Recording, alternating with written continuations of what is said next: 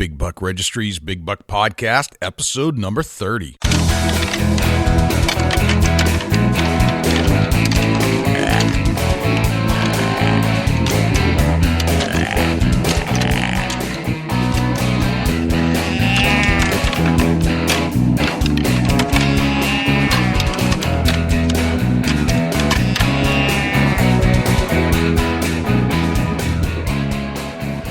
Big Buck Registry is a virtual museum of hunting stories. We preserve a piece of Americana by interviewing and recording hunters about their hunts and experiences from across the country. And who knows, maybe we'll learn a thing or two along the way that'll help us take our hunt to the next level. Hello, fellow hunters. This is Carrie Zilka from the Wild World of Carrie Z podcast. You know, I don't always listen to other hunting podcasts, but when I do, I listen to the Big Buck Registry's Big Buck Podcast. Stay hunting, my friends. Welcome to the show, everybody. This is Jay Scott, your host of the Big Buck Registry's Big Buck Podcast. I'm here with Dusty Phillips from Ohio, my field correspondent and good bud. What's happening, Dusty? Not a whole lot. Just want to say hey to all the listeners out there and be prepared for a great show tonight. And I think that I got this gut feeling that we are going to learn something new. Yep. I just have a hunch. We have some great guests on today and a little different perspective on basically life in the woods and life and preparation to go into the woods and stuff like that. And I think we're going to get just a new perspective on ways to do it. Yeah, just one of them feelings that, you know, you just know when you initially set up a podcast interview with the hunter or huntress. In this case, it's going to be the huntress. I just got that feeling that we may learn something. Yep. I learn something on every show. I know we're the ones doing the interviews, but I always learn something when I replay it, and listen to it back on Saturday mornings, because sometimes I miss stuff in the studio in the editing room because I'm kind of blasting through it. I'm not really paying attention as much. And even during the interview, sometimes I'll miss a point or I might have heard it different that day, but I learn something new every single episode. You know, and that's what we like. We like to learn things, and we hope that everybody listens learns something along the way also. Yeah, we definitely hope everybody out there is learning something too. We interviewed Amanda Lowrey, right? But a while back before they announced the winner of the 2014 Extreme Huntress competition. And it's out there. It's out there. Now, from what I understand, Amanda won the whole thing. She is a winner. Chicken dinner. Yeah, she won it. You know, she won the whole darn thing, man. The 2014 Extreme Huntress. Very proud of Amanda for doing that. And she had some stiff competition between Candace Crick and a couple of those other gals. I mean, it wasn't looking so good there for a little while. And then she hard work paid off. Hard work came on the Big Buck Registry, and she won. Yeah, thanks for everybody that voted. That's a listener to the show, and she's the winner. Yep. A couple other things I'd like to cover before we get to our first guest. You also, we've made the commitment to meet up in Harrisburg, Pennsylvania. Right? We are doing it. All right. Tell everybody about what that show is. It's the Great American Outdoor Show, Harrisburg, PA. It's a 9-day show, February 1st through the 9th. And, we encourage everybody that's either local or want to travel the distance to come meet up with us. It's a really nice, well-organized outdoor sporting event show. It's a big expo, right? Yeah, that's correct. One of the biggest on the East Coast. It is one of the biggest on the East Coast. Over 1,000 vendors and anything from bows, rifles, outfitters, anything to do with the outdoors. That's awesome. And we have to be there. We're the Big Buck Registry. We have to be there. We do have to be there. I'll be there flying my Big Buck Registry colors. You'll be there flying your Chubby Tines Outdoors colors. And we'll be there representing the Big Buck Podcast. Absolutely. For sure. And I'm looking forward to it. And I think it's going to open up a new horizon for podcast interviews for us. Yep. Speaking of podcast interviews, let's get our first guest on the line. First guest tonight is Allison Roberts Onan. Allison is from Paducah, Kentucky, and she submitted a very nice 8-pointer. 6-pointer. Oh yeah. Sorry. 6-pointer. And it was January 10th, thereabouts, is when she submitted it. And, it was such a unique picture. And I saw the picture of the buck. She, it's one of those bucks where she's holding it up and she's happy and you can tell.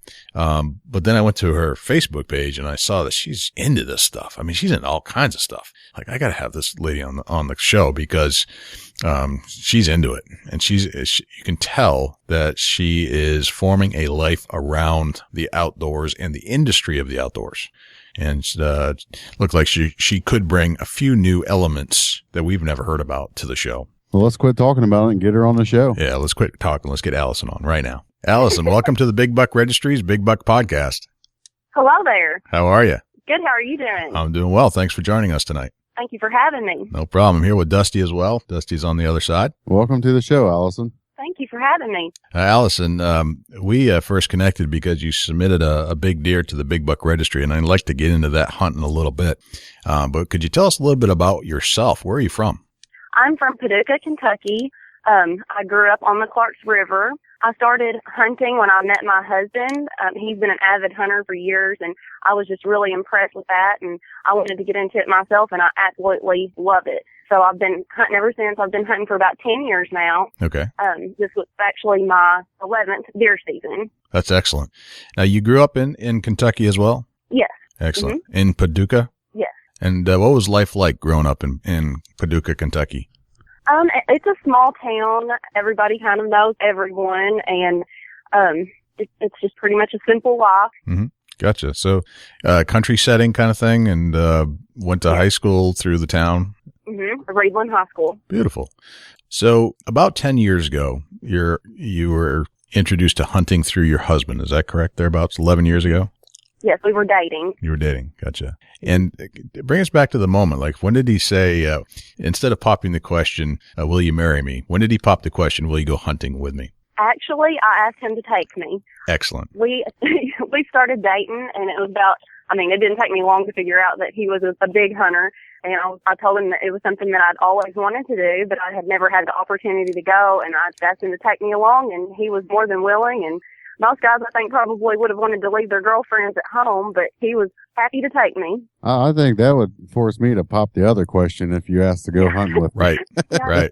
We dated a couple of months, and then he asked me to marry him. So I think that he liked me being a hunter. All right. Yeah, it's a man after my own heart. I can certainly appreciate all that. Very nice. For sure. So where did you go on your first hunt? We went, his family, they were farmers and everything, and it was one of his grandfather's farms that his uncle had inherited, and we actually went muzzle loading, and I shot at a doe, but completely missed. I'd never shot a muzzleloader before, and it was pretty much, I thought I had torn the gun up or something because smoke was everywhere, and needless to say, I missed. Gotcha. And what happened next? Did you go look for the deer and it just... No, I knew I missed it. You did, okay. Yes, she happily trotted off. That's part of the learning curve, no question about it. So, exactly. How did you regroup? What did you do after that to make sure you were successful? Well, I waited until rifle season, and I had actually started practicing for that. That was like early muzzle loading, and Yep. so I spent some time up at the farm, and we were target practicing, and so I was much more on my game with the rifle than I was that muzzle loader. Gotcha. So you were ready on the next round. Yes, and the next time I was successfully harvested a doe. Beautiful. You got to get over the hump. Now, tell us about your family. Tell us about your husband. Okay, my husband, he is 37 years old, and he grew up on the farm life. Like I said, his grandfather was a granary operator, and so he's always been a part of the farming industry. And he's an operating engineer, so he operates heavy equipment and things like that. And we do a lot of work on the farms and prepare all year long. Mm-hmm. Let's see, he actually works for NES Rental in Calvert City. Okay, gotcha. Dusty, that sounds a little bit up your alley. I mean, me and your husband get along real good. Well, that's awesome. Dusty spends a lot of time on the farms that he works as well, through his family, and I think he can relate to all that stuff. Yeah, for sure. As far as the granaries and the heavy equipment, that's what I do for a living, is operate heavy equipment. So. Well, we can all get along. Yeah, we can relate pretty good on that, and I'm not too far from you. So I'm up in Ohio, and Jay's in New Hampshire. So. Oh, yeah, that's not too far at all. Yeah, Dusty's real close to where you are. Yeah. So your husband, you have a couple kids? Yes, we have 2 children. Our daughter's 9, and her name's Brooklyn, and then we have a 2-year-old little boy named River. Wow, those are great names. Well, thank you. Now, are they itching to go hunting with Mom? Yes. My 2-year-old, he says all the time, I want to go hunting, Mom, and he loves it. Every time we drive up to the farm and stuff, we'll just sit in the car with the kids and watch them come out. He loves it. Brooklyn, she has target practiced some, but she doesn't, and she's gone hunting with me, but she doesn't really seem to have the desire to go herself, and I'm not going to push that on her. I want it to be something that's her decision. But definitely I can tell my little boy is going to be, following in his dad's footsteps. Gotcha. Very nice. Now tell me about what Shoot Like a Girl is all about. Okay, Shoot Like a Girl is a movement. I don't know how to explain it. They encourage women to get into shooting sports, and they go around and they do test lots, and they have a trailer that they set up, and they have like a simulator. This year it's new. Okay. And women can go in and actually shoot a rifle, a pistol, a bow, and it's all simulated. So they're getting the feel of what it's really like, but the guns, they're not real guns. So they're not in any kind of danger. It's all a controlled environment, and it teaches ladies how to shoot, and they're trying to encourage women to get more involved in the shooting sport. That's interesting. So it looks like it's a giant trailer, and they drive around from show to show and bring in the trailer and let you try it. Right now they're actually at SHOT Show at Media Day. And the trailer, one side of it, like I said, is the gun, the rifle, pistol part of it, and the other side is for bows. That's interesting. Dusty, have you ever heard anything like that? No, but it sounds real cool. It is cool. I'm on the Shoot Like a Girl website right now, and there's a giant trailer with a bunch of advertising on the side, but it's looks like they are at the SHOT Show, and there's some pictures of, I don't know, it's like a M16 or something like that. So are there various types of firearms that you can try? Yes, there are various types of them. And there are instructors that are right there with you, and they're, walking you through the whole process. And so there's nothing left, uncovered, and you're going to know exactly what you're doing and feel comfortable doing it. That's cool. Now, what is your affiliation with it? I'm actually on their pro staff. Okay. I've gone to several different events with them, and I went to ASA last year in Metropolis with them, and I actually shot in the tournament, and that was my very first tournament, and I loved it. Oh, cool. Yeah.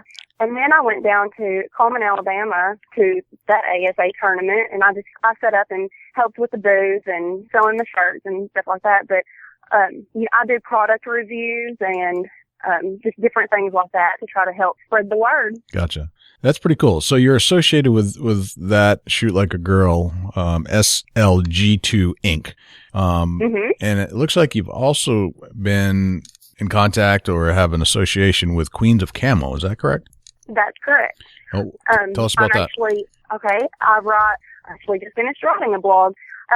We are writing blogs for the website and just getting out, the word of hunting for women and trying to encourage women and get them involved in hunting. And if they can see it through a perspective of a woman's point of view, then they're more apt to, try it themselves. Gotcha. That's a big message, and that's something Dusty and I always talk about. That's fantastic. All right, I'm itching to hear the story about the deer. So, Dusty, why don't you take it from here? Allison, this interview got kicked off by you submitting a very nice buck to the Big Buck Registry. Let's get into a little bit of detail on how that hunt went down that particular day. Can you tell us a little bit about that morning you woke up? What was the weather conditions like that morning? It was actually very, very, very cold, and the weather conditions, it had rained that morning, so we decided that we would go on an afternoon hunt, and it was actually the last afternoon of rifle season. We went and we set up in a ground blind into one of our fields that we knew several of our bucks were traveling, the larger ones, and that we'd gotten on camera. But this particular buck we had not had on camera since 2011.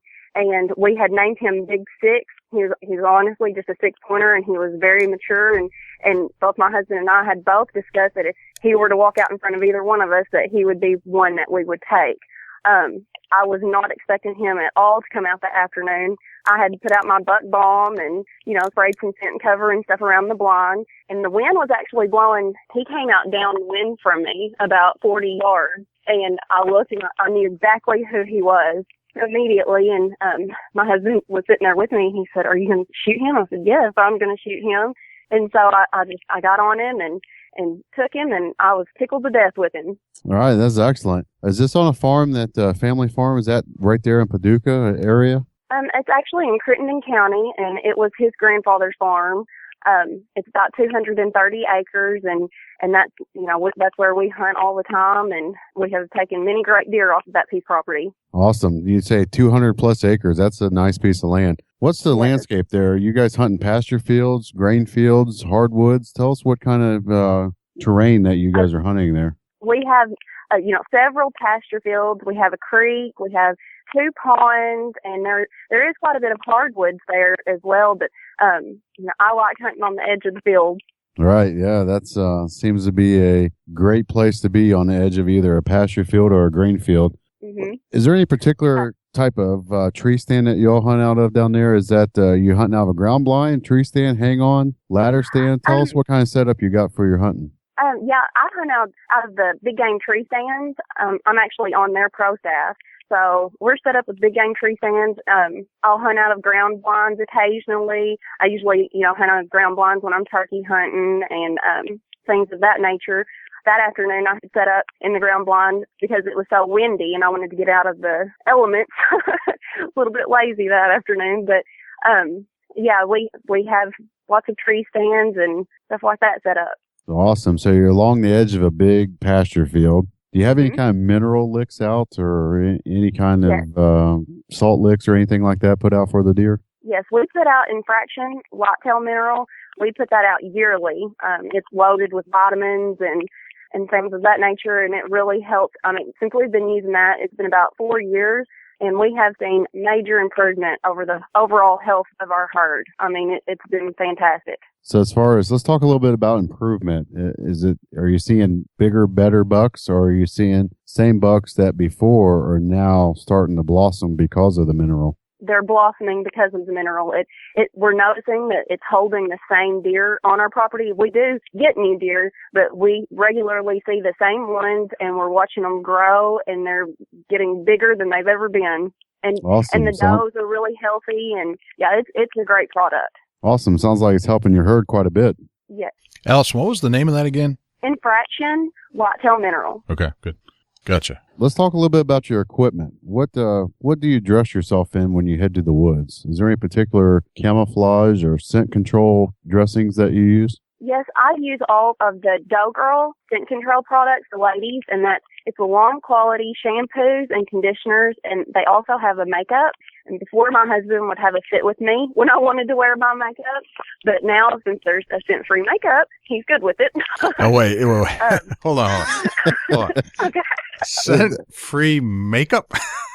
Yes. Wow. Now I've heard it all. This is a whole new level here. This is this is something this is blowing my mind. No kidding. So tell us about the line of scent-free makeup that they have. Okay. I use a base perfector, and that's like a moisturizer that goes on your face first, and that keeps any kind of sweat or anything like that mixing with the makeup that's going to cause any kind of a scent. And it's like a mineral powder that you put on your face, and then, the blush, eyeshadow, mascara, lipstick, everything. They have it all, and it's scent-free. And now, that's cool. Are you a spokesperson for them? I'm actually on their pro staff too. Okay, is there anybody's pro staff you're not on? Yeah, they're. Do they have openings for 6'1" tall farmers from Farmersville, Ohio? They might. She said something about men's products. I'm not sure. Dusty, there you go, man. Hey, I'll tell you. You know what? If I had makeup on the tree stand, I think I'd shoot bigger bucks. You probably would. They have the black and green and the outdoor colors. So you could probably what kind of colors are we talking about? No, we're talking. It's like the full on makeup. You could go, out in this makeup to the grocery store or whatever. It's just like real ladies makeup. No kidding. You talk like there's a mineral. You said there's a mineral in this makeup. Is this like where the deer can just walk right up and have a mineral lick right on your cheek? No. That would be excellent. So you got a deer attractant for a makeup. We're loving this. Exactly. That's hilarious. Oh man, but they have the salon quality. I don't know. I'm sure you guys wouldn't know, but the green shampoos and scent-free stuff like that at Walmart, I'm serious, it would cause my hair to have the worst dead ends. And I mean, I didn't think my hair was going to make it through deer season.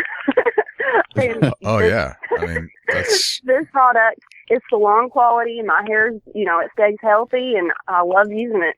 So this is really it's really cool that we're talking about this. I mean, this may, help out other female huntress. Exactly. Women need to know about this. This is a whole other side. I wasn't even thinking like that. But you're right, Dusty. This is big news. Yeah. I mean, it's just something that I see a lot of internet throughout all day, every day, yearly. With Chubby Tines Outdoors, I'm always looking for the next best thing. I may just had it thrown in my lap by female huntress makeup and hair care. That's unbelievable. Yeah. What's the name of the company that makes that again? Deaux Girls. Deaux Girls. I thought, what a great idea. It's DEAUX. So it looks, like the number 2 in saying Deaux Girls. It's like faux instead of but with a D. Got it. Yes. Very cool. I like that. Yeah, that is really cool. I'm glad we got on that subject. Is there any other else specialties that you got brewed up we don't know about?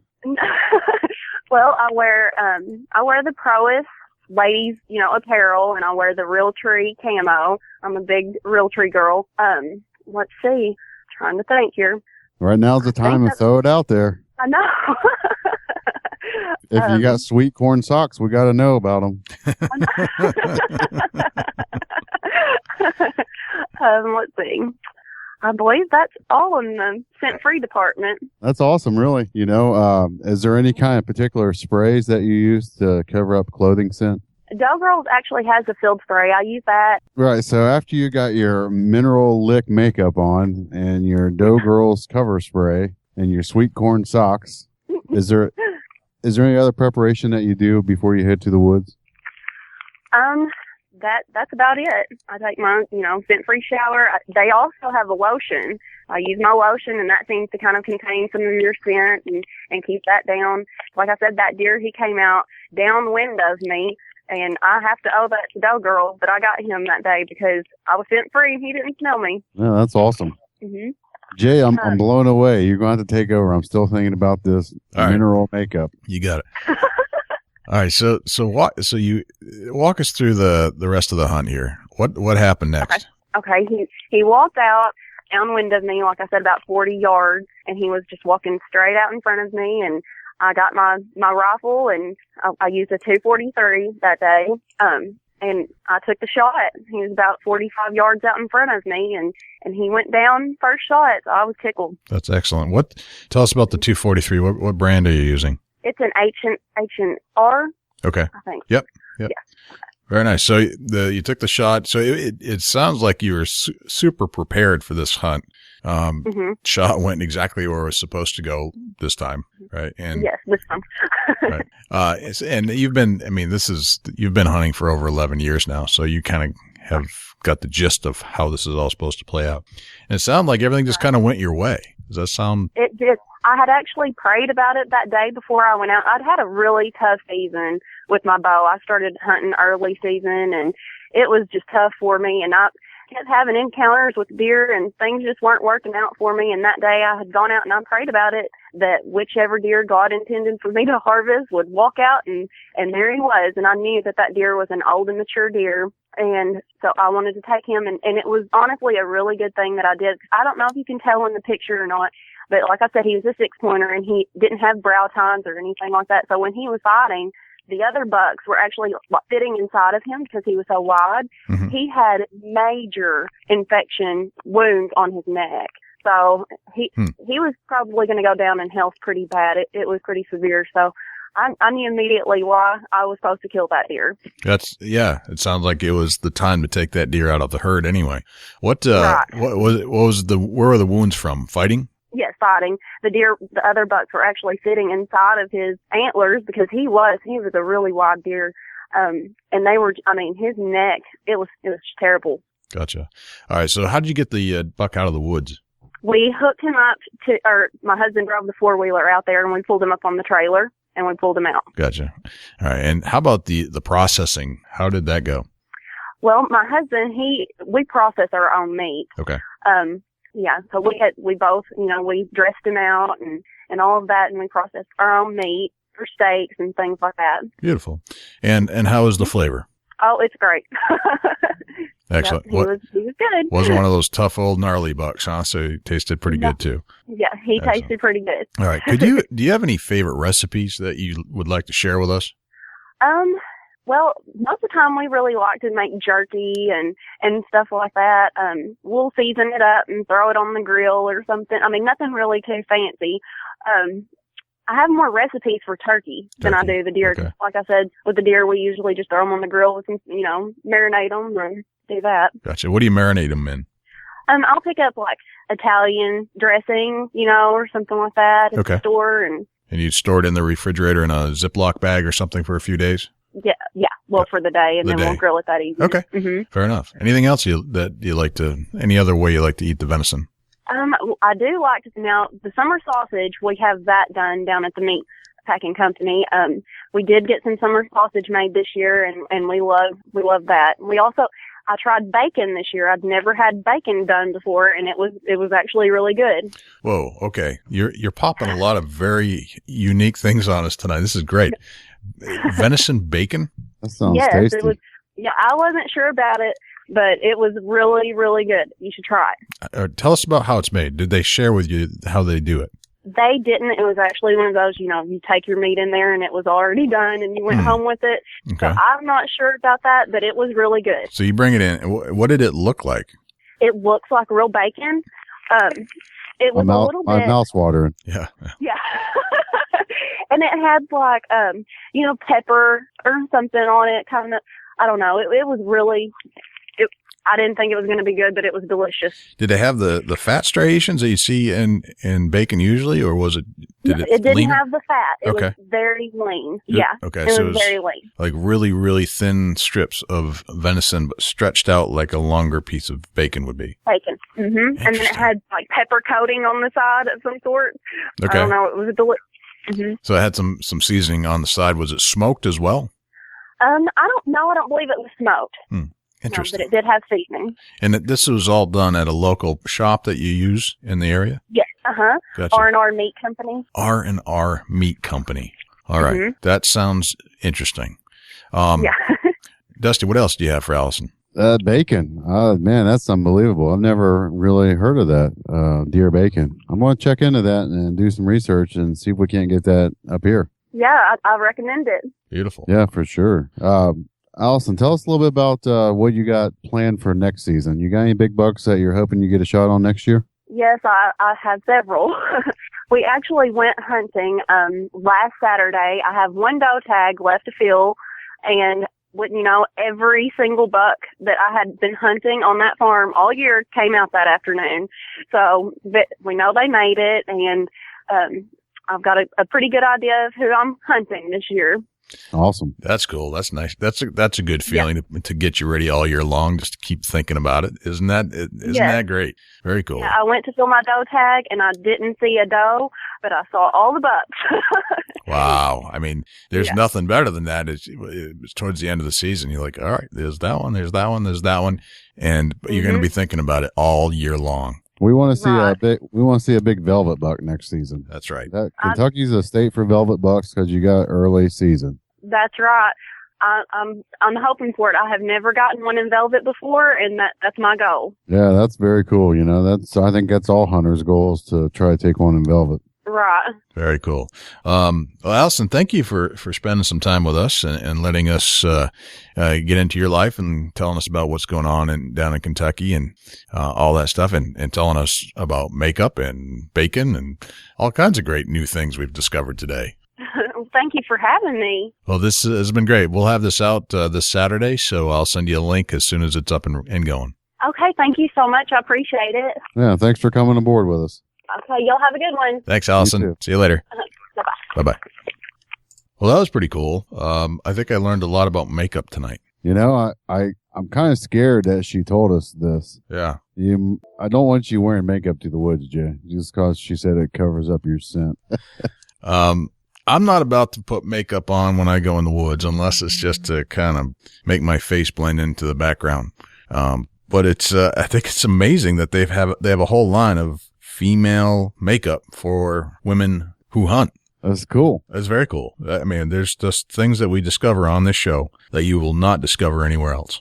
That's fantastic. That's a fact, Jack. You know, that is unbelievable. Yeah. How about the deer bacon? My mouth watered the whole podcast after that. I know. Venison bacon. That's so cool. Very, very cool. All right. So next up, we've got Team Sweet Addiction TV. We've got Rocky and Jaime Burrus from TeamSweetAddiction.com. And Rocky sent in a picture to the Big Buck Registry, and I couldn't help but ignore it because it was quite an impressive specimen. And it looks like he's part of HHH Outfitting as well. And looks like he's a pretty passionate hunter. So I'm like, all right, we got to get Rocky on the show. So that's what we're going to do, man. Awesome. Let's get over to Rocky. All right. Yeah, let's do it. Cool. Rocky, welcome to the Big Buck Registry's Big Buck Podcast. Well, thanks, man. I appreciate y'all having me out. Yeah, we're psyched, man. Dusty's on the other line, and I couldn't help but notice that you've got you shot a really good buck, which always grabs our attention on the Big Buck Registry, and so much so we shared it on our main page. And then I got to kind of looking at your website, and I realized that you're more than just the weekend warrior. You're into this stuff. You're into the hunting industry to the tune of HHH Outfitting, and you've got Sweet Addiction TV. You got a lot going on, man. Yeah, we stay pretty busy. We started out a while back. I met my wife, and she kind of got into hunting with me. She's kind of a city girl, and she loved getting out and hunting, and I was kind of getting into the sport of filming stuff. So I started filming, all of our first experiences together. It's before we got married, and I just wanted to document that stuff and keep it, and it kind of started from there. I mean, she enjoyed it, and her experience, everything. When I've done it all my life, I've hunted and fished and you name it, I've done it. And I lived in the woods, and it was all kind of new to her. So her reactions were priceless. I just had to, I love capturing that on film and being able to relive that stuff. And that's kind of what started Sweet Addiction. I mean, we were just kind of messing around, filming each other, and I just, actually it was her idea. I mean, she bring it up to me and said, I had a guide service for duck hunting, and I'd take some guys out, and I had some TV shows that would come and get me to take them hunting, and so they could have some good shows, so kind of, she was like, well, if you can take TV shows hunting, why don't we, use our footage and do our own thing? So yeah, that's kind of what started it. Yeah. Why let them get all the good stuff? Did this help you when you asked the question? Did that help you when she said, let's do it with us? Sorry, I couldn't understand you. When you went to ask the question, will you marry me? Did all this have a partake in that? This sounds like a pretty good lady you married there. Yeah, that definitely helped. That helped things big time, I'll tell you. It was something that I laid out in the big picture right off the beginning. I told her I had a major passion for the outdoors, and management and hunting, and I've lived in it all my life, and I just wasn't really willing to give that up for anybody. And she was very, open to it all, and actually, she's as big a hunter as I am now, so it come out pretty cool. That's very cool. That's fantastic. Rocky, tell us where you're at right now, or where you live. Well, I live out near Oakland, Tennessee. It's more like Somerville. It's I guess the easiest way to tell you, it's about 30 minutes out in the country from Memphis, Tennessee, in West Tennessee. Okay. So I lived out here pretty much all my life, and okay, and I do everything out here. So we've got farms in different areas, but we this is where we're at right now, anyway. Gotcha. So you grew up in Tennessee, and what was life like growing up there?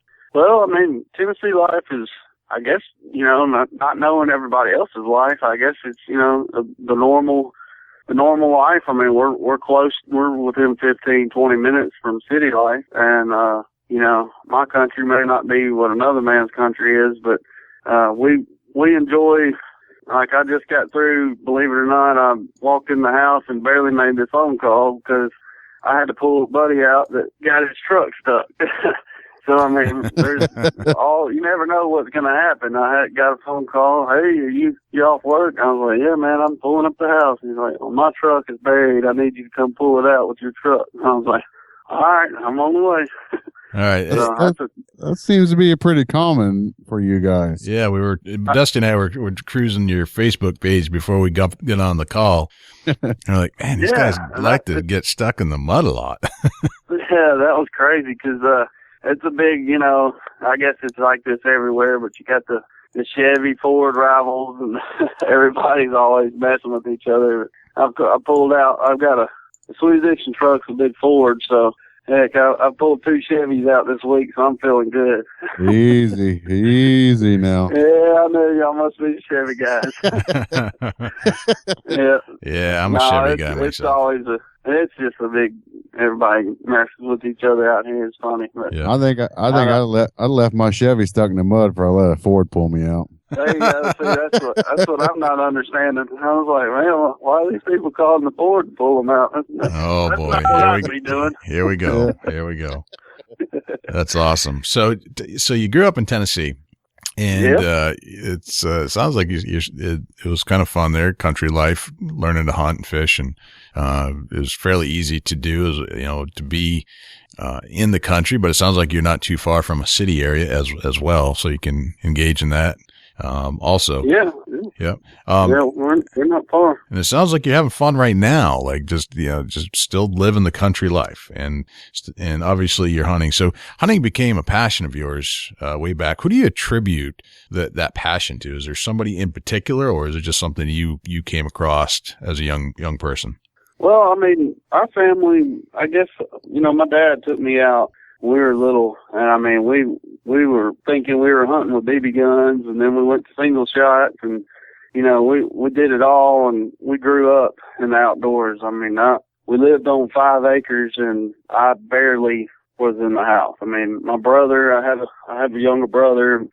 Us as kids, we were always in the mud and in the dirt and robbing worms out of my dad's bass boat and sneaking over to the pond and going fishing every afternoon. I mean, we were doing anything that we could do to stay in the outdoors. We loved it. So I guess, if anything, for sure my dad introduced me into everything in the outdoors. And it's definitely, if it wasn't for him, I'm not sure, who would have done it. So that's where I take pride in being that person for people that don't have dads that do it. I took my cousin, and got him his first deer and some others. So, I mean, I enjoy taking people more than doing it myself here lately. It's kind of, I guess I've grown into that. So. Right.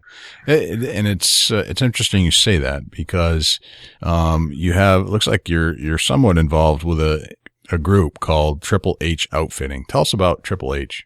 Well, HHH Outfitting, these guys are real good guys. They're from Nebraska, and I'm not sure. I guess we kind of run across them on Facebook. I'm big into keeping up with everybody on Facebook, and I'm on it every single day and try to comment to everybody that talks to us. And it's something I really take pride in doing and building all those relationships. So we met these guys on Facebook. They kind of threw up an idea to us. They knew we were huge turkey hunters, and just kind of asked us, if we want to put together a hunt, come hunt with Sweet Addiction, and we'll go to Nebraska and hunt turkeys and get a huge discount on the hunt. So that's how we did it. And they gave me like a really, really flat, cheap rate for 4 guys and myself and my wife. And we took off to Nebraska and met these guys, and it was a great experience. I mean, covered up with turkeys, and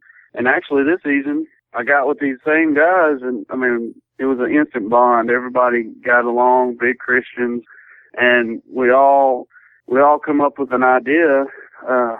They sell hunts for deer, and this couple farmers had bought a hunt for this one kid, and he had cancer, brain cancer. He's fighting. So they actually brought us into the picture and said, you know, we love everything about you guys and what you stand for with Sweet Addiction, and how you're always out trying to do for others, and, you know, have the Christian values. So they asked us if we'd be willing to come to Nebraska and hunt, and maybe get a couple days hunting of our own before the young man came and hunted with us, and then we actually filmed him this year, getting a really nice 10-point that'll be on season 2, and he's 98% free, cancer free. It's amazing that he can't, you know, he was just able to hunt. I mean, he was really weak from all the chemo and stuff, but yeah.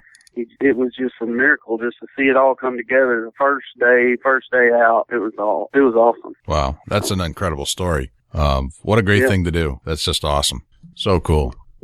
Tell us about, how you got into videotaping the outdoors.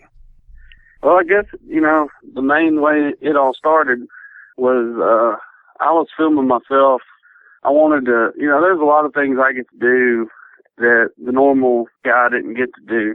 And I realized, you know, I didn't really remember a lot of the hunts that I'd done and been on, and they were all locally mainly, and we had some amazing turkey hunting land, and we had some really good duck land, and so I wanted to, you know, kind of film some of these days that I was telling people about, you know, and I started learning how to solo cam, you know, I'm learning how to film myself hunt and stuff like that. And then I'd take people, and I started wanting to film them, and it was just something that fueled, you know, the addiction spreaded right then.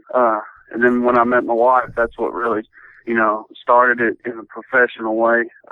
We were, you know, all I had was little HD handheld cameras, and just videoing when I wanted to, you know, it wasn't like a priority. And now I won't hunt unless I have the camera and stuff with me. So. Oh, really? Interesting. Yeah, there's been 2 times this year that I left the camera on the charger. I was in such a rush to meet somebody or whatever, and I got to the farm and I left my big professional camera at the house, and all I did was scout that day. You know, I feel like if something happens and I don't capture it on film now, I'd be upset with myself, so I just don't hunt without it now. Gotcha. What kind of camera are you carrying? Oh, well, I carry a Sony FX7. It's not as big as some of the big professional cameras that are out, but it's very, very good camera. We've run it for 4 years solid and never had an issue, and it's great for, you know, if you're a mobile hunter like me with turkeys. I'll chase them down just as much as I set up on them. So gotcha. We carry our stuff with us. It's an easy camera to carry around and film with. What would you recommend to the novice that doesn't really know much about cameras?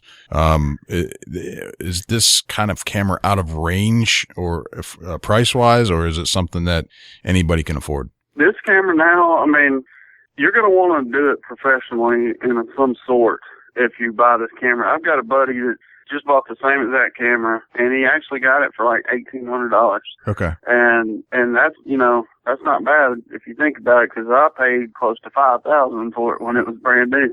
So now it's affordable, and, you know, guys that are just enjoying filming themselves, and, you know, there's a lot more than just a camera you would need. You know, you got to have it's real important to have either a real nice, I use a muddy tree arm, you know, you can use one of those, and then you got to have a real nice tripod. You know, if you don't have one or the other, you know, it's kind of takes you out of the game. You know, those things actually, you can harvest something while filming it if you have a nice tree arm or a nice tripod. So. Gotcha. You're in Tennessee. Is that where you shot the buck at you submitted? Yeah, I sent in my bow kill. It was opening day this year, and it was on our Tennessee farm. Tell us a little bit about that. You woke up that morning.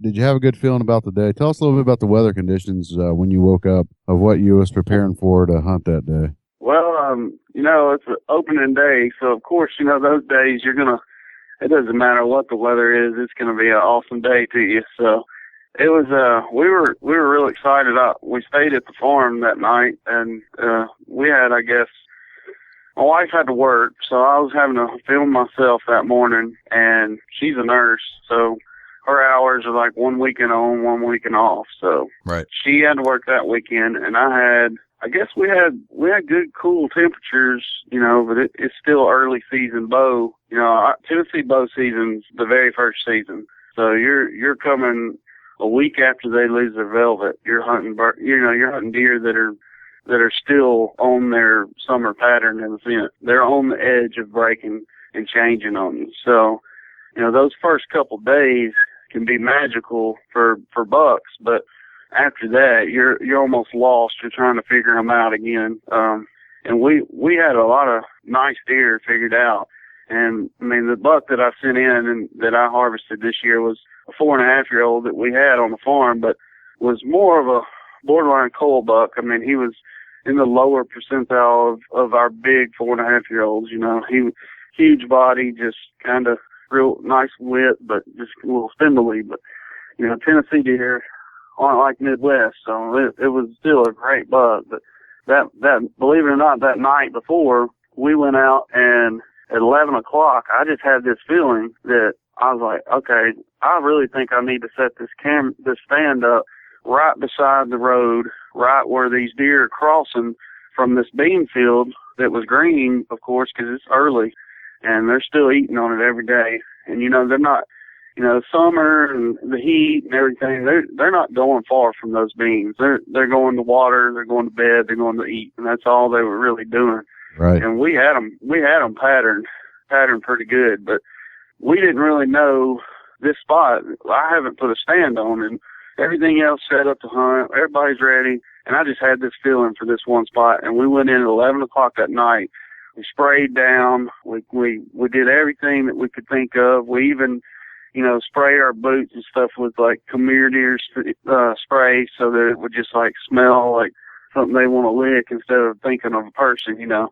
And we snuck in there and hung a stand at 11:30 that night, and I was in it the next morning, and I shot that deer at probably 7:30 that morning. Wow. It was a crazy. My buddy, it was a 10-foot ladder stand. I mean, it was things that you just don't normally hunt out of, but it was just something I felt, and it was a stand we had behind the cabin, and it was like, let's just throw it up. I know I can get on a deer right there, and it just happened. I mean, it was textbook. That's crazy. Tell us a little bit about what you do to prepare to head out that morning. Tell us a little bit about your camo and what kind of cover spray that you use. Let's just walk through the details of getting ready to go to the woods. All right. Well, yeah, that morning, I like to try to keep my stuff, of course, opening weekend, we wash everything scent-free. I use a lot of different products all over the years. We use the Scent Away sprays and stuff like that on our gear. We keep all of our hunting stuff in a scent-free bag, and then I'll keep them in a plastic container also. So, and we just try to, have a campfire. You always want to have a campfire and all that good stuff. So we try to keep all those smells out. And that morning, we put on our stuff and leave our boots out on the front porch of the cabin. And it's just a little old shotgun cabin, but I use deadfall camo. And this year was our first year to actually use Black Eagle arrows, and I love the arrows. I mean, it was a crazy beginning because I got a new bow. I sighted in the evening before the hunt, and I'd shot my other bow so much I didn't, I was really confident with it, and I got a new Bowtech bow, and I literally shot it 3 times and was hitting bullseye, and shot it 2 times at each distance all the way out to 70 yards and was hitting really, really good. I actually tore up one of my arrows. So I was like, oh my God, this bow shoots like a dream. So it just all worked together, and we just spray down, try to keep all the scent we can down early bow season, because those deer just on real high alert. They want to, one smell will blow the whole herd that's around you. So we just try to keep it down at that time of year for sure. Right. So you got your stand hung the night before. You've sprayed down. Tell us about what kind of landscapes out there where you guys hunt out there in Tennessee. Are you guys hunting hard timber, or are you along the field lines? Tell us a little bit about the terrain that you get into. Well, in our area, we've got a little mixture of everything. It's kind of we've got a couple swamps, you know, that are just like marshy swamps that they flood. The beavers keep them flooded, and we try to keep them off, but it doesn't help. I mean, they flood it every year. The deer seem to, you know, we have some nice sized ridges that go down. We've got big open hardwood. We select cut this one farm 2 years ago, so we're on the second year. I had tons of forage, you know, tons of regrowth, and we did some prescribed burns and stuff to try to bring some seed-bearing grasses up for bedding, you know, all the treetops and stuff from getting it select cut.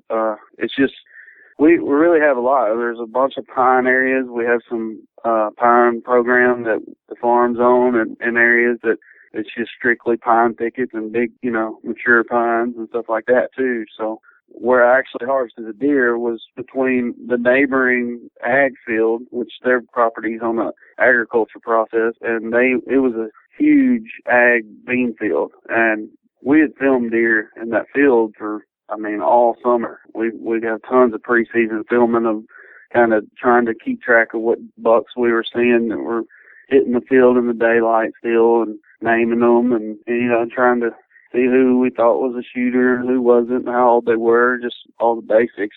And where I shot this deer was a thin tree line between the bean field and right at a road is kind of a pinch point, and across the road was a cornfield. So they were going from the beans to the corn. If they didn't want to cross the wide open fields, they pitched down in these woods, and it was just a funnel straight to the road. And that's where I harvested that deer. They'd come in, and they like to bed right there by that road too. I guess, you know, there's not a lot of pressure right by the road. A lot of people go to a farm, they run straight to the back, and I think they got to get way away from the roads. But a lot of times these deer know that, you know, they'll stay right there by your cabin. A lot of times you can shoot them out the back door if you had the right spot. So deer know they pattern people just as much as we try to pattern them. And that's, I think, why I got that deer that day. Just really threw a curveball in my normal routine, and they had no idea. For sure. I'm going to backtrack you a minute. You said something that I like to hear. You name your bucks. Let's hear some of the names you got down there in Tennessee. How did I know you're going to do that, Dusty? Yeah, well. That's I'll tell you what. Oh, boy. Jay knows all too well. That's one of my favorite things is naming big bucks. Oh, yeah. I mean, we have one that we named this year. If anybody's on our Facebook page, they've seen him. And we call him Jaws, and he's probably 23 inches wide. But we had been tracking that deer since he was 2 years old, and he had a jaw that was, we're not sure if he ever got hit by a car or he lived on the road. So, of course, we thought that's what maybe happened. But he had a jaw that was up on the side of his face almost, and his tongue would always hang out. So we called him Jaws. And he got harvested this year by my buddy right in that same bean field. He harvested him and scored 164. So it was a nice buck, really nice, 16 points too. So, but one of our names, of course, that's the one that sticks in my head, is Jaws. And we had this one farm that I named the whole farm after this one deer. We called him Big Seven, and we always chased him as a 23-inch wide 7-point. Let's see, I got Big Nasty. I'm looking at him on my wall right here. Yeah, right. That's always good when you name them and look at them on the wall. Yeah, that doesn't happen all the time, that's for sure. But Twin Sticks, we got one. He's on the wall. My wife shot. He was a nice 8-point, and then he had it was weird. He had a point grow right on the inside of his rack, just as tall as a G2, and it looked like 2 points side by side. So we called him Twin Sticks.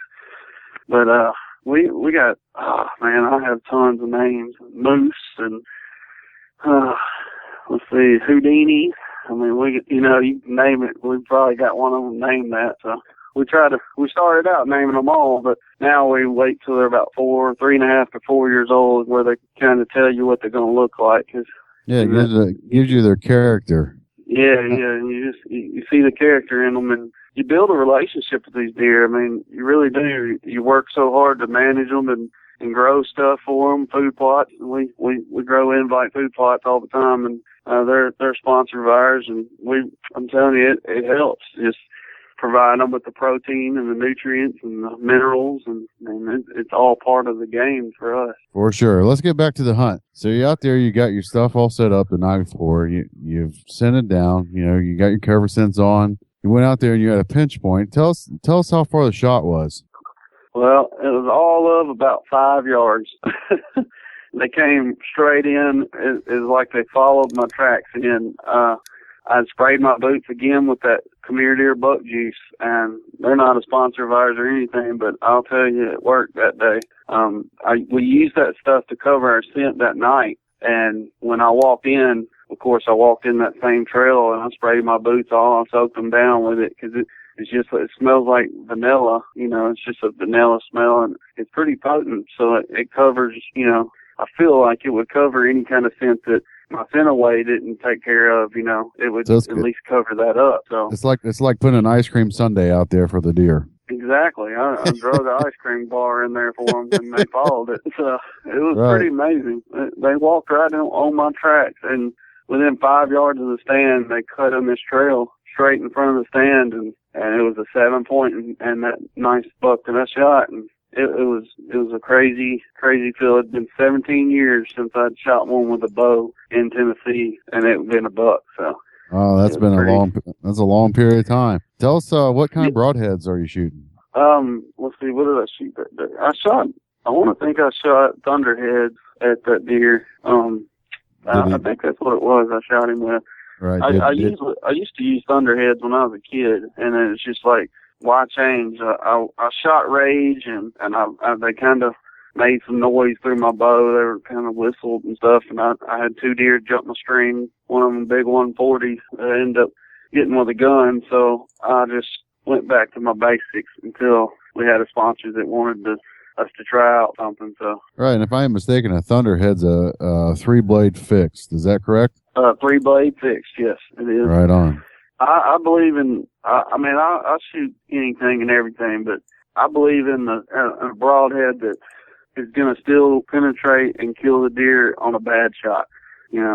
All of them will kill one on a good shot, and I just really think that if I make a bad shot, God willing, I don't. But if it ever happens, I want that thing to break any bones that comes across, and that's important to me. And I put a 125 head on it. I want as much penetration as I can get. If I'm going to try to harvest an animal, I don't want him wounded, that's for sure. So yeah, we always look at it like driving nails. We want a big enough hammer to get the nail drove in. Exactly. Everybody loves speed, and everybody talks speed with bows, but the bows out today, are just so far ahead of what we started out as kids hunting with. I believe any bow out there with a heavy head on the front, it should penetrate and harvest anything.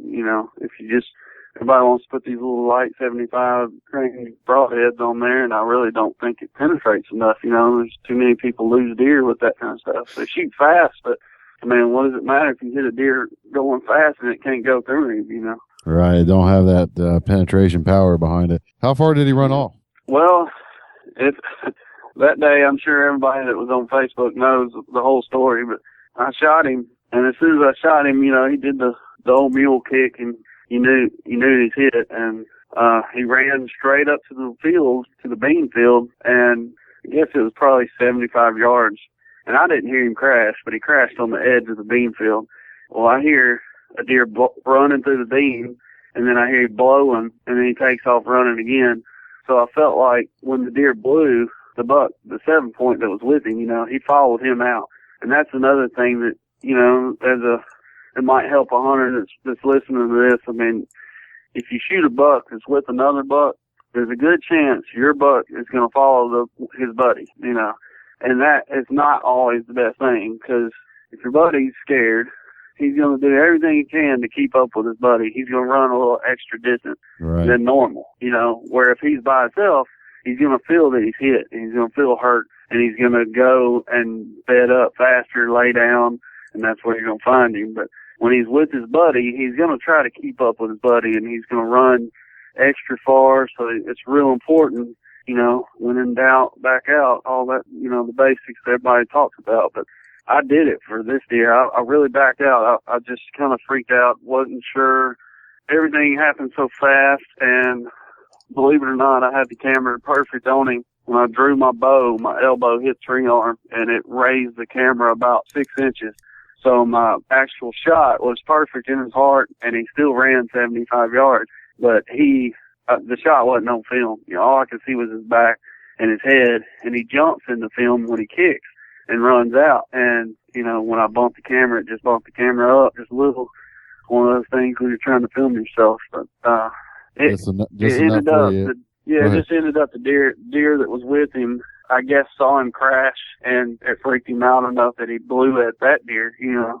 And when he blew at him, he ran off, and that went through my head. I thought that's what might have happened, but, you know, I played it safe, and I waited a good 4 hours before I went and looked for him, and of course he was laying there, and he'd been dead a while. He was very stiff, so. Awesome. Fantastic. Jay, what do you got? What do you got, Jay? All right. Speaking of your Facebook page, that's a great story, by the way, and thank you for sharing the little details. And every time we listen to the details of a hunter taking a deer, we know that we're going to learn something that we can apply to our own hunting set of skills. So thank you for basically sharing the little details. That's awesome. Rocky, how do you guys do your own processing, or you take it somewhere and have it processed? No, we do take our deer. We have a guy that we trust, and the state comes and checks him out every year. He scores 100s, and we take our deer, and locally here, and any deer that we harvest, we take it to him, and he cuts it up into deer burger and steaks and roast and all that good stuff, and packages it for us. So I don't really do my own grinding, but you know, that's the way we do it, you know. Right. What's your favorite cut? Believe it or not, I mean, we always eat a lot of deer burger. I mean, burger goes great in chili. It goes great in burgers itself. Spaghetti, you know, my wife is an excellent cook, and she loves to cook. We cook deer and everything. I mean, we'll take the roast and throw it in a crock pot, and I mean, it's amazing. So, it doesn't go to waste. We eat every bit of it, and I really don't have a favorite because it's excellent in everything. The way she cooks it all. I guess if you're the one way that the little secret to it, you know, taking any gamey taste or anything that could possibly be in it is to, when you cook your meat, take and put it in a strainer and take some real hot water and rinse all your meat off and rinse it off real good until the water comes clear out the bottom of the strainer, and then put it back in your chili or spaghetti or anything that you're going to put it in, and a hamburger helper, I mean, anything, and you'll have zero gamey taste, and it tastes amazing. So. Yeah, it seems like the grease is what kind of causes the, not necessarily, it's a taste. It's a taste that's hard to explain. Taste that's hard to explain. What's your favorite meal that your wife fixed with the venison? I guess I'm a spaghetti man. I like Jaime cooks some really good spaghetti with her deer meat, and it's a tough one. She cooks what's called twice baked spaghetti, and it's almost like a lasagna spaghetti, and it's amazing. And that's probably my favorite that she does. Right. Do you guys do any grilling with it at all? I grill it a little bit. I mean, we do the old country boy fried deer steaks, you know, and fry them up on the stove. But I grill them occasionally. We try to do. I like beef grilled. I like steaks, you know. Right. Right. When it comes to deer meat, I guess we kind of do more ground beef or not ground beef, but ground deer meat. We do that more than anything. That and roast. We really like the crock pot and throw it in there that morning and eat it that night. It's really good. Right. What'd your deer weigh that you harvested this year? The one that I shot with a bow, for bow weight, he was at 195. So that's a big, you know, our deer are a little bit smaller in Midwest and rutted up. I mean, a 200-pound deer, 210-pound deer is a big mature whitetail in our area. So I'm thinking this buck that I harvested would have put on 20, 25 pounds easy with rut weight, you know, and winter, you know, eating and stuff. So he was kind of, you know, he'd have been a 215-pound deer. I mean, he was a big deer, really big deer. He awesome. dwarfed the one that, you know, the 7-point that was with him, he dwarfed him. I mean, he looked huge compared to that deer. Oh wow. Yep. Yeah. Isn't that Awesome. It's often the case, you know? Yeah, yeah. Yeah. Rocky, I've got something queued up from your website. I want to play it for you on the air, and you can tell me if you can identify the sound. Okay. Okay. Yeah.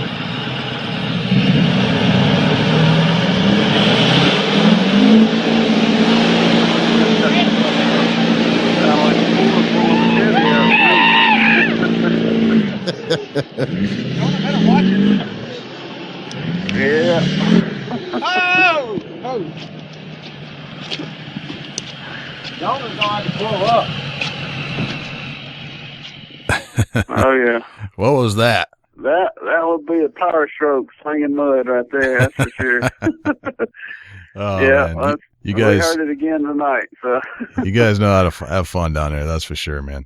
That's oh yeah. That's great. Rocky, I appreciate you spending some time with us tonight and sharing all your little details about the hunt and all the tips and tricks. I really like the come here deer spray idea that you were talking about. Yeah. How'd you come up with that? You know, it's just kind of, I guess it's one of those things that you try to, you know, everybody wants to try to keep your scent down and keep all these things. And it's really a product that I like just because of the smell it brings to you. You know, it's got to overwhelm their senses. They can smell so much better than I. So I don't know. I've used it, you know, after season, taking pictures and stuff, and we'll spray it on all the bushes and limbs all around. And even before season when we got the corn, you know, we can't really hunt over corn and stuff here in Tennessee.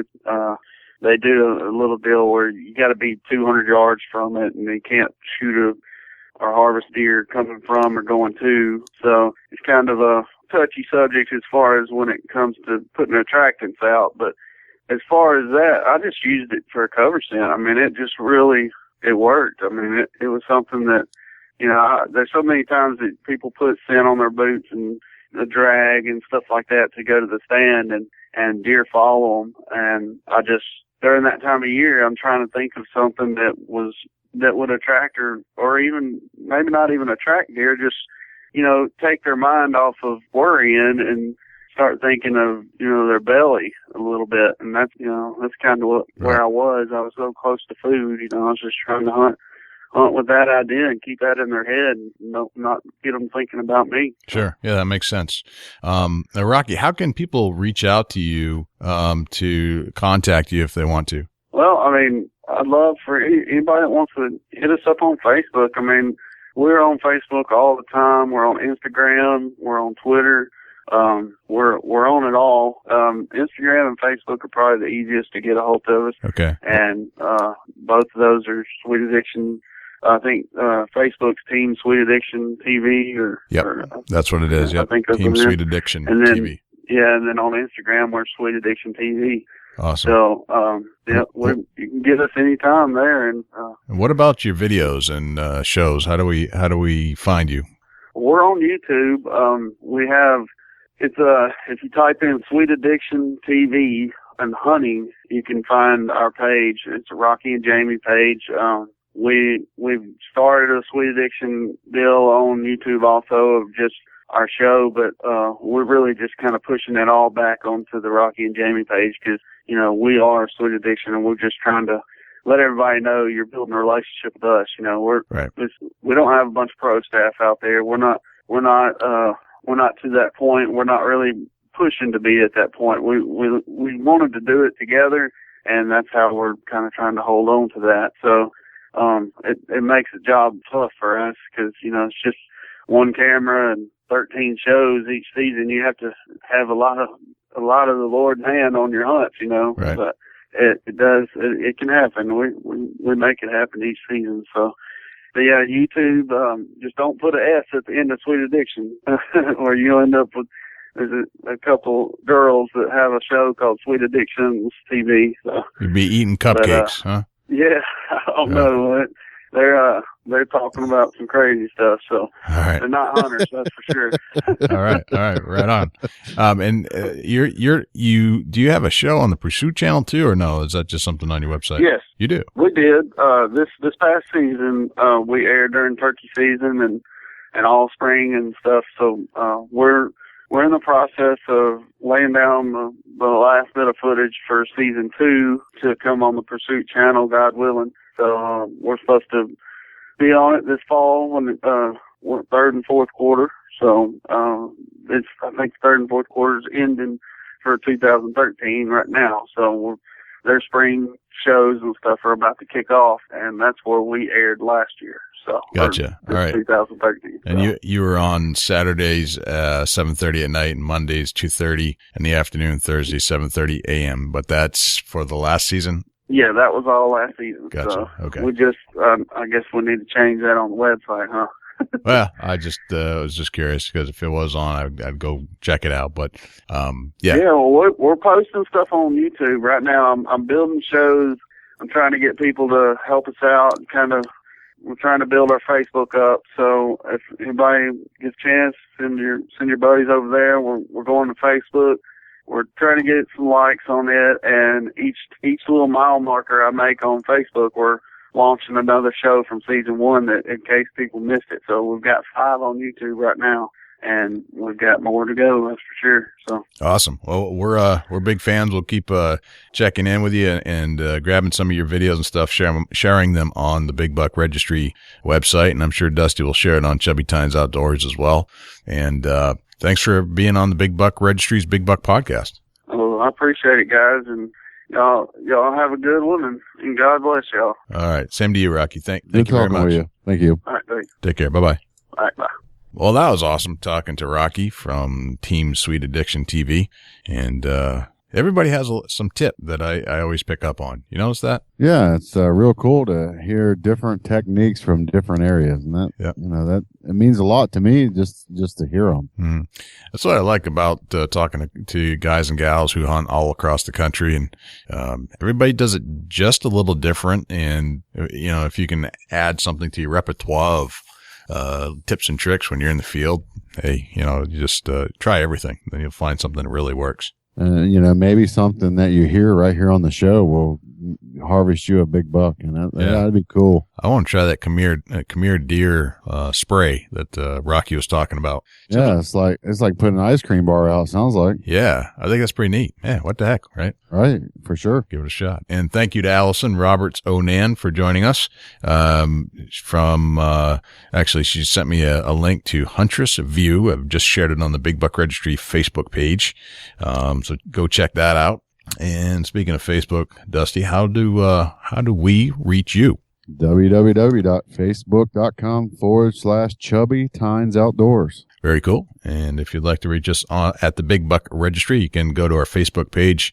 It's facebook.com/Big Buck Registry. You can send us an email, j@bigbuckregistry.com. You can also visit our website, which is www.bigbuckregistry.com. Our Twitter handle is Big Buck Registry. And if you'd like to call us, 724-613-2825. You can leave us a story. You can leave us feedback about this show. We'd love to hear that.